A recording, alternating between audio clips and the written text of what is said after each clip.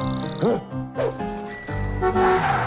I would not like to be those tires. Oh. Yeah, very amusing. Hello, welcome to Premier Scene. I'm Claire Bueno as Salsa Fever takes over Leicester Square, London, as we attend the world premiere of Cuban Fury. You can look, but don't touch. We should still have room in her life for a fat best friend. Don't. Corazón Yeah. is heart, and there's a lot Sure. of heart in the film. Thank you very much. Is that what you felt?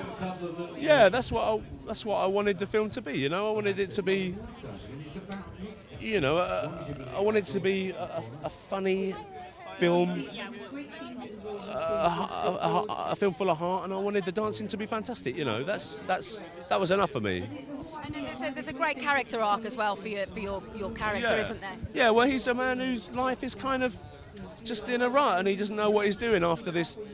You know, he was a Salsa champion when he was 14, and something happened, and he turned his back on it, and you know, we cut forward 25 years, and he's kind of rudderless, you know, and then he meets Rashida's character, and she fires him up again. And we're here with MediCinema Yeah. this evening, a charity very close to your heart. It's the Sure. last time we saw. Can you tell us why it means so much to you?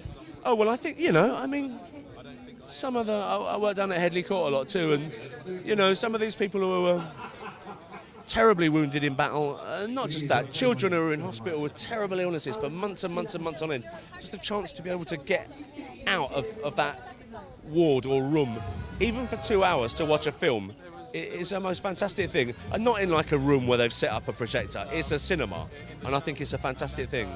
Lovely to see Thank you you, again. ma'am. I Take appreciate care. that. She's beautiful. Way out of my league. She's like a 10, I'm a 2. It's like a butterfly going out with a parsley. How is everything? Oh, it's very well. Thank you Yeah, very much. you're All the very better for well. seeing you. I am. I look like a drowned rat. No, you don't look like a tramp. Oh, Is that what you said? no, it's in a drowned rat, but anyway. You don't look like a tramp. Thanks. I act like one, though. No, Oh. no, don't. No, I don't. It's All too right. much information. Sure. Oh, my goodness. Now, your character, Get this he for seems like, oh, thank you. He seems like the modern-day Lethario. Is that how you saw him? Oh God, I don't know if that's how he comes across. Is it? I think he's just an ass. I think of him as the kind of guy who would get rejected off The Apprentice, like such a douche, like loves himself and hates everybody else. Loves pussy.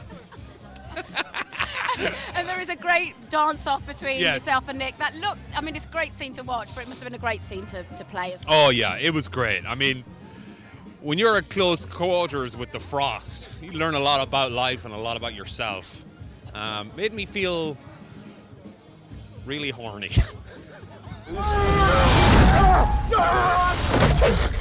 Was there history in this bag? Yeah, I had an ice bun. So choreography and comedy to direct, that seems quite a challenge. Yeah, but I think most of my favourite early films, you know, thinking back, were like things like Singing in the Rain, and so I'm a, you know, at heart, a bit of a song and dance man. I think it's a forgotten art, so I'm glad it's sort of I got an opportunity to have a crack at it. It was great fun, you know. I'd done music videos before, and I'd done comedy, so you know, give it a go. So it was a natural. Yeah, it was a natural progression. It feels like it. I mean, they're difficult, you know. When the choreography is very tricky when you're trying to tell a story through dance, and that is a proper, you know, technical challenge, but a great one, you know, a great one. And what's lovely about this film is it's something with a lot of heart, isn't it? And it's just got this. It's a feel-good film actually, which, you know, we do very kind of hard, gritty films very well, but it's lovely to see that the British can produce something that's warm, isn't it, as well? Well, yeah, I mean, my ambition from the start really was to make something that's universal. It was basically like a fairy tale. It was a story about one man. It didn't matter where he was. He was, you know, he lives in Britain, but ultimately the music and the characters around him, they're people that you could meet anywhere in the world. And I, you know, I wanted to strip back all the kind of politics and just go to the heart of the story, which is, you know, what it's like to get back that passion for something you love when you were a child. And he lost it quite tragically. It's a sad start, but the way he fights back, you know, is a lesson for a lot of people, I think. You know, like get out there and follow your dream, you know, be yourself again. I think that's what had really attracted me to it, was this lovely story. With working with Nick, it was his concept. Yes. So what was that like, collaborating with him? Did he just kind of let go and let you direct the film, really? Oh no, I mean, I think we had it was a very close collaboration between myself and Jon Brown, the writer, and Nick, and all the cast who came involved. I mean, they're all very talented performers in their own right, and writer performers. So and directors. So I wasn't under any pressure at all. They all have an opinion, and I suppose that's my job as a director, is to try and kind of harness all of that energy and try and make something that really works as a whole. You know, sometimes it doesn't necessarily come off, but I hope that we had a real good stab at collecting all those thoughts together and bringing it to the screen. She was at the pub and she was salsa dancing. All girls love a man who can dance. You could dance. Get a fire in my heels. Oh, feet of flames. If you really like this girl, salsa your way in. When I first saw your character, I got a sense of apathy in him. Is that something that you saw when you first read the part? Oh, I think you're being very deep about this. I think it's wonderful. I love the deepness of the character, which I went to. The depth that Ron had... No, I think Ron has a good time wherever he is. I think he's had a good time, hasn't he? He's probably got about 5 kids in Cuba, all over America, whatever. No, I think Ron has a good time. He's his own man, you know. And that's the main thing that I've tried to, deliver in the character. And that's why Nick goes back to him. Did you kind of want to give him a backstory to kind of... Oh, you give your own backstory to yourself, like I've been telling you about now. But the main thing is that, it doesn't clutter up what you do when you do the scenes. Somebody keeps saying, oh, it's improvised. I said, no, Jon Brown wrote it. And wrote a terrifically funny script with a lot of reality, a lot of bite in it, a lot of edge, and funny.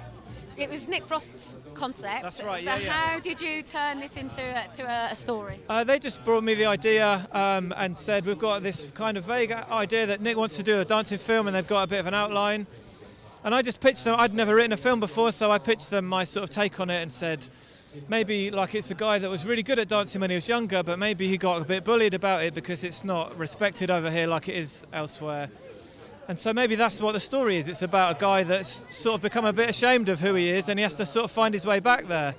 And they really liked it, so that was the big sort of thing that was my big kind of idea, and they took to that, and then we worked on it from there, and then it came together really quickly. And with regards to using salsa as the mode of dancing to evolve the story around, what made you choose that particular? The thing that I really liked about it was the fact that it's this really sort of South American thing, and it's so un-English to be, I went to a salsa lesson, you get really close with a complete stranger, and it feels like, we're so used to having barriers up and to not touch people, and if you touch someone, it's a bit awkward, and you're like, oh, I'm so sorry, I didn't mean to accidentally touch you. And it just felt interesting to me that this thing that was completely the opposite of what it is to be English, this culture that South American had taken hold over here and become this, little subculture, that seemed really interesting to me. It's like the complete opposite of what we do every day, so that's what I really liked about the idea.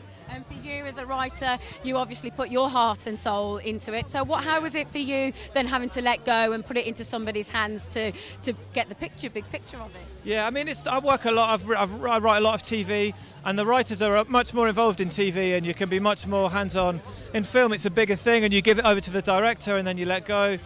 I mean, you just let it go, and you hope that it can look after itself. It's like raising a child, You hope that you can give it everything it needs, that it can fend for itself, and if it gets to the, on set, and hopefully you've made it funny enough that the jokes can kind of punch through and it can look after itself. And if it can't, then maybe you just didn't write it good enough. You certainly did. And the cat with the bass and drum going around like... He's back. The boy with fire on his hips. What do you want from me? Just one lesson. Blow away the cobwebs. There's a great chemistry, brother-sister chemistry between yourself and Nick, and I just wondered how you both worked together to capture that. I think we just love each other. I think we've been lucky enough to know each other for a while now. But he's just so easy, he's so easy to be around. And he's kind and makes you feel welcome. So it's easy, lovely. Now you're playing the part of Gary. That's right. Yes, Gary is Bruce's, Nick Frost's character's best mate, who knows nothing about his dance past or dance present. So it comes as a great surprise to him. They're more used to just hanging around the golf course. Moaning about life together, so it comes as quite a shock. For you, taking on this script, must have been something that you could just have a lot of fun with, basically. Yeah, we had when we met the director, he was really keen to get us to improvise and to come up with the weirdest stuff that we could from the dark recesses of our minds. So when you're working with someone like Kayvan and with Nick, you sort of. Probably the hardest challenge you have is not to ruin the scene by laughing, which I did several times. I'm gonna be late for my ball wax. I'll call you later.